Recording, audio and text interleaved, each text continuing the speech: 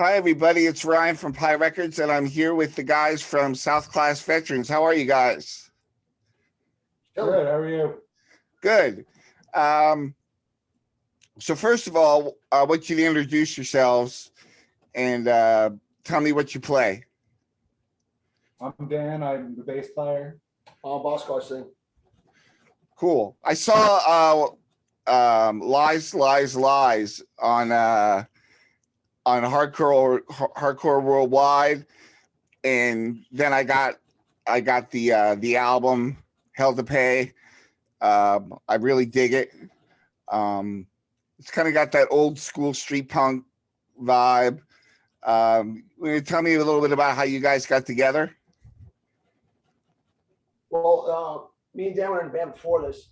We had, things broke up with that, so we figured out, he called me up like maybe a couple months later and said, "Want to start a project?" And it was all in. We had, lineups changed. We had old friends all in. It's all mixed around, but we wrote a solid record and just kept going with it. Awesome. So where are you guys located in Jersey? We're in Union County. Okay. What were you gonna say? I'm sorry. About like how we got together, like the band that we were in before. Like I knew that wasn't the right band for like Lance's voice. So like I told him, like, once I was through with that band, I was like, "You're gonna hear from me. Maybe not in a month or 2 months, but you're gonna hear from me soon. I'm gonna have some solid songs for you." And that's how it went. Awesome. One thing I noticed, and this may sound goofy, but I'm kind of like I am a music nerd, but I noticed that the street punk vibe with your writing, you write a lot of not only heavy but a lot of screaming high guitar parts. Was that part of the unique sound you were going for? Well, we wanted to, what was thing was like, all of us had so many different influences, so we wanted to try to make it all, all incorporated, but our sound at the same time. So it was like, you take like the original stuff was like you had like the hardcore drums, you have your street punk guitar, you have your soloing for like like from like maybe like a rock and roll like metal influence, and then my sing is just how I like to yell at people, I guess. Well, it's and forgive me if I'm wrong, but it reminds me of Al Barr and Really? and kind of early Dropkick Murphys, though. The vocals, at least. Yeah. In a good. Maybe it's the raspiness from all the E and J and Newports that I smoke.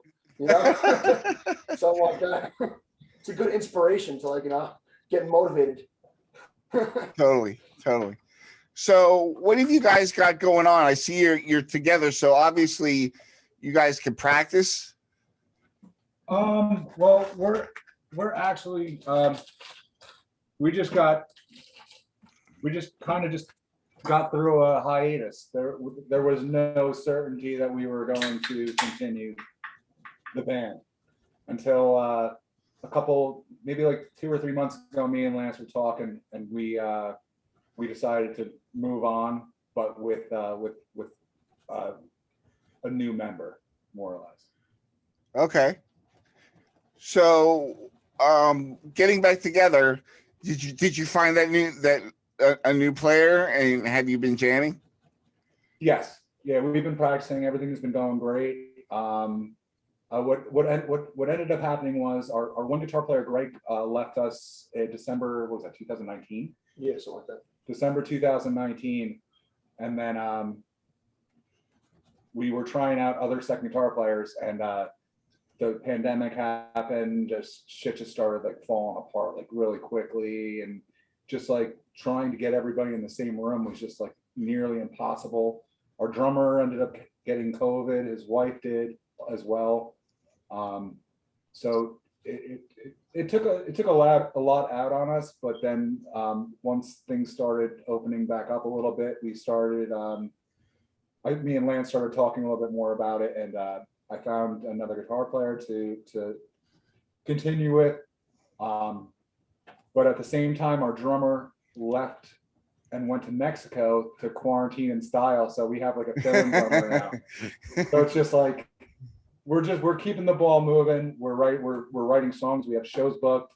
Oh, great. Yeah. So we're just looking forward to the future right now. It's just like we're just kind of taking those baby steps until we're 100% back. Our drummer's back from Mexico. You know what I mean? It's just there's just still a lot going on. Did you guys hit up the Madball show? No, I didn't go. I didn't go down to that. No, I missed that. I have my daughter. I mean, the way I want to go to a Madball show is now with my daughter. Like, it wouldn't be safe for her. You know what I mean? Yeah. I thought it was pretty cool Yeah, that they got together, though. Yeah. It's probably hot though. A lot of people. Yeah. Yeah, there was a shitload of people there. So, To be honest, go ahead. the last show I went to was the last show that we played. Oh, wow. And when was that? Was I that don't even remember was that. that March of 2020? It was the day before they announced the like restrictions. Yeah.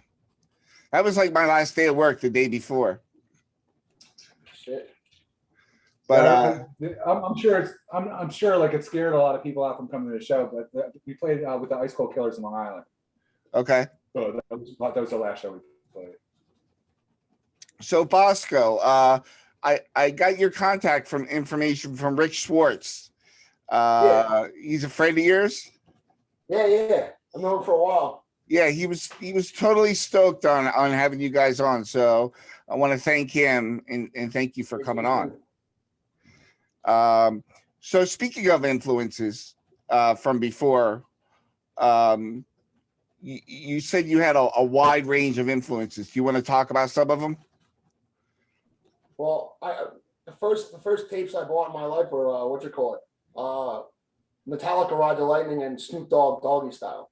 So it's like you start with that, and you just start finding all these little niches that you like. I like old New Jersey hardcore. I like straight edge shit. I like some metal. I like a lot. I like ska, rock steady. You just Yeah.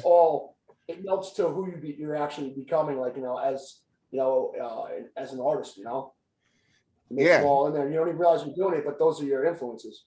Yeah, totally. I I'm big love into, Rocksteady. I'm big into like the Cure and the Smiths. And Really? stuff like that. Are you Like serious? that. Yeah. If you listen to that song on our record, Those Nights, Uh-huh. listen to it closely because it's a mixture of Close to Me and Fascination Street. Okay. I put the two riffs together, and that's the main riff of the song. But actually, like I grew up like playing hardcore bands like in the early '90s and everything, Uh-huh. and I've always went over towards like the whole like punk rock side of the scene, like bands like Life's Blood and like Born Against and Nausea, all those.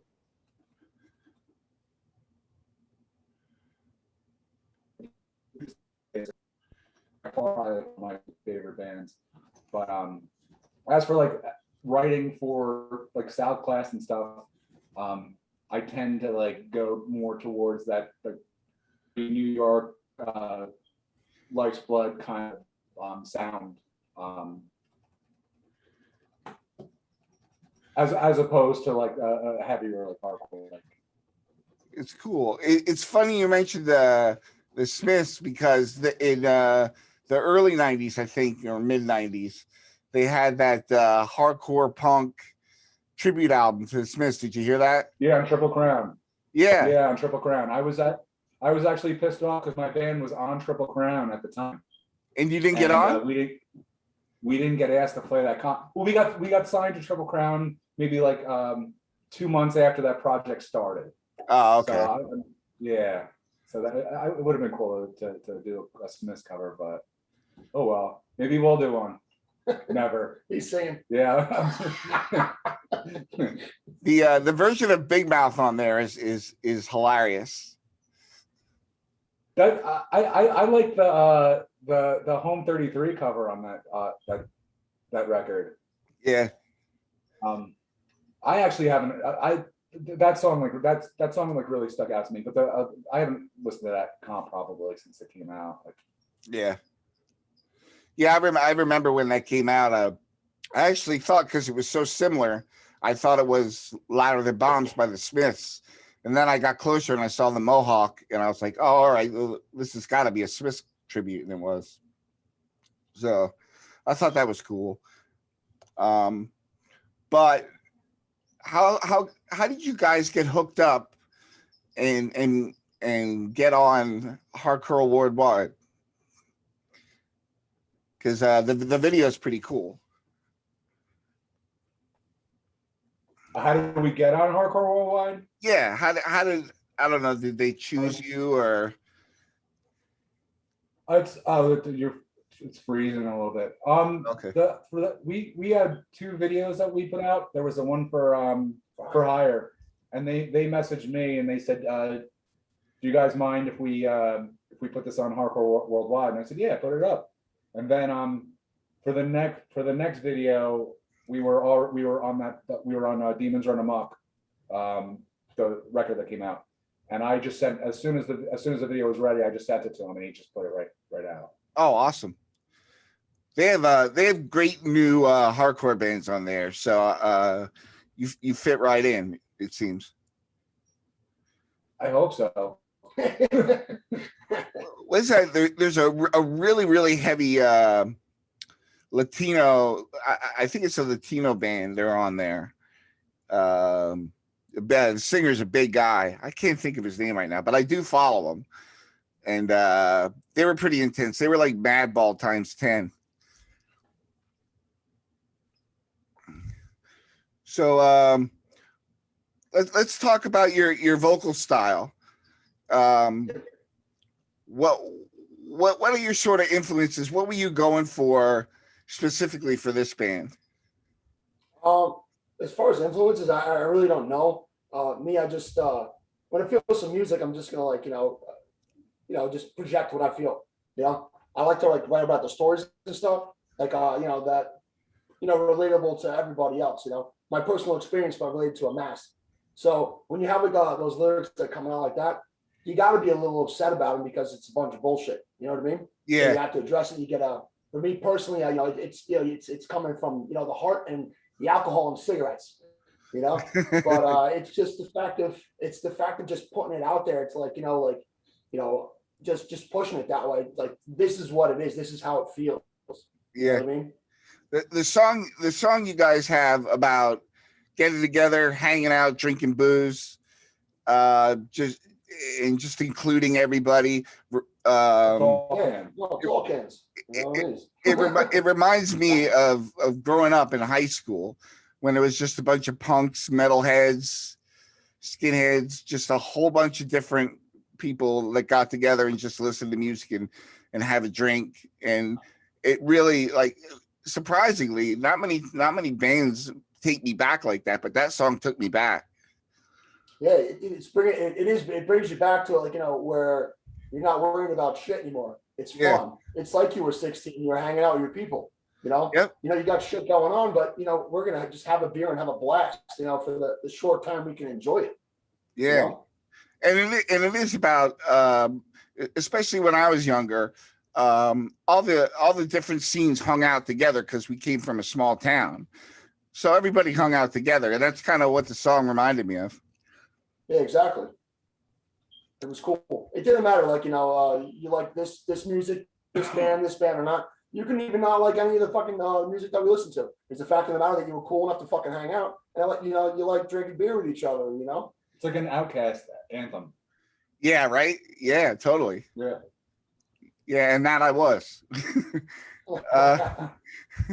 So where can people find your music? I know I found you on iTunes, but do you have a Bandcamp page, or do you have any physical copies for sale? Do we have we still have some physical copies left of our record, and we have a split with Broken Heroes as well. That's on if you go to our Facebook page, there's a link. Ready Duck. Ready Duck, right? Oh no, the what's that? Ready Duck, right? No, No, our Big Cartel. Oh, Big Cartel. We have like a Big Cartel store. You can also like order our record from Demons Run Amok. Our set, we have a 7-inch, but it's out of press. That was a Brazilian label called Skin Collector. But you can get that on Discogs. But aside from that, you can get our stuff on Spotify, iTunes, Amazon Music, Bandcamp, of course. I think our whole record's on YouTube. So. Yeah. Oh, awesome. So before I go, I just got a glimpse of your shirt and I wanted to read it. Bosco. Oh, which one? This one? Yeah. Just fuck off. Custom. You can Big Cartel us that. I'll get them over. That Run DMC logo is so universal. It's so funny.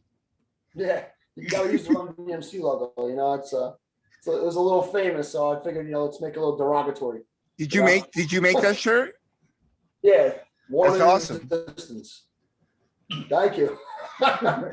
We might have to use something similar. Yeah. Why not? So I want to thank you so much, guys, for lending me your time. It was great talking to you. I really dig your music. I hope to get out to Jersey. Maybe you guys can come to Philly when things open up. And I don't know how you guys feel about Philly. Sometimes Jersey guys don't like Philly. No, in all honesty, like we played at the Connie's Rick Rack. Connie's with Nibla Candane. Okay. A couple months before the pandemic started. I love Philadelphia. I love and hate Philadelphia. Yeah, I know. It's not Philadelphia's fault. It's probably my fault. But the last time I went there, I went to use one of the ATMs, and I put my card in the ATM. I got my money. Left. 2 hours later, I needed more money, and then I realized I left my card in the machine. Somebody went in next and cleared my whole account out. Oh, In New Jersey, like if you leave the card in, it beeps and lets you know. Or it Yeah. sucks it up if you leave. Yeah, somebody just cleared up my whole entire account. So like I was like Holy shit. at the police station, like filling police reports all night. did you But get your aside money from back? that, I like Philadelphia. And yeah, I did. And I'm Oh, an good. Eagles fan too. So Oh, okay. I saw the Boston hat, so I wasn't sure. yeah, I'm a big Red Sox and Eagles. That's it. Not Yankees. Hmm. Whatever. As long as you ain't a Flyers fan, I'm cool. Oh man. I Well, see that shirt over there. It's a little Flyerish, man. yeah. Well, they were really disappointing this year, and they were worse than last year. Yeah. Well, that doesn't say much then, does it? I think we It was rough beat. for the East this year. I think we beat the Islanders, though. Yeah.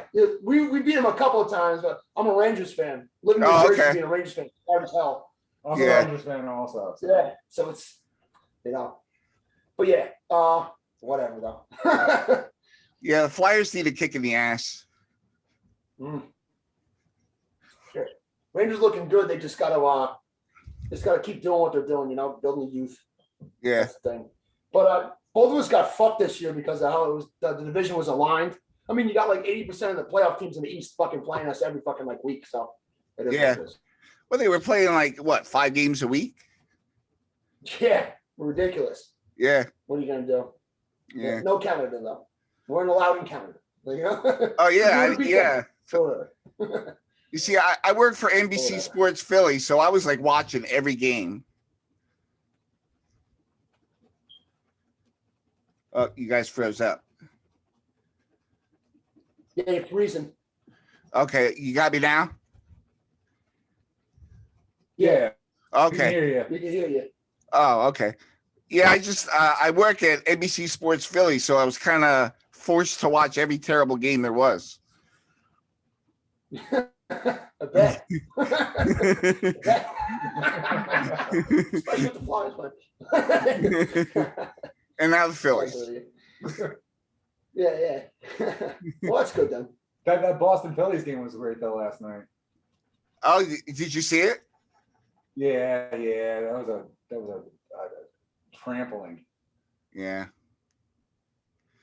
I don't know, What can you- Boston's looking good this year. Like I'm still really upset about that Mookie Betts trade like a year and a half ago, but still, like Boston's looking great. They really are. Yeah. Philly's no contender though. I'm sorry. Sorry to my Philly fans. I can't hate on the Phillies. They're not the Yankees, so Yeah. Well, they got Girardi, but it doesn't seem to be translating too well. So I want to thank you guys so much, and it was great talking to you. And that shirt is hilarious. And I want to thank you. Give a shout out to Rick for me when you see him for introducing me to you guys. And I hope you have a great night. Hey, you You too, too. man. Nice to meet you. Be nice safe. meeting you. Thanks You a too. lot.